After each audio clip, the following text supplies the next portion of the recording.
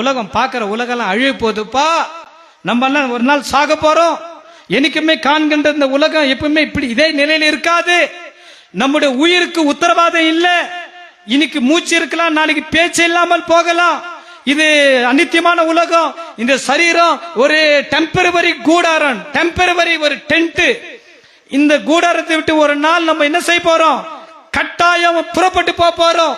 நிலையில்லாத உலகம், நிலையில்லாத வாழ்நாட்கள். நம்முடைய வாழ்நாட்கள் நிச்சயமில்லாத நாட்கள். அதனால நம்ம சாக போறது உண்மை, உலகம் அழிய போகிறது உண்மை.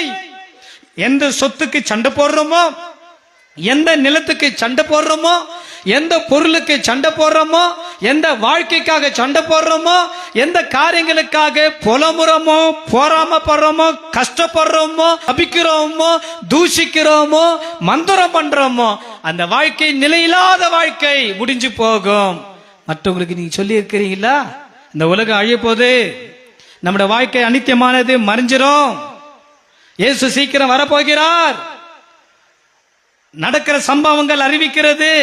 கடைசி காலத்தின் அடையாளம் இதோ பார். உலகம் முழுவதும் யுத்தங்களின் செய்திகளின் கேள்விப்படுகிறோம் சொல்லப்பட்டது. நம்ம அண்டை மாநிலம் ஆந்திரால பாத்தீங்களா, 27 வயசு பையன் பாகிஸ்தான் குண்டுல அடிபட்டு மறிச்சிட்டான். ஒரே பையன். யுத்தங்களின் செய்தி கேட்கிறோம், மரண செய்தி கேட்கிறோம். வருகையின் அடையாளம் மனசுல தோணுதா?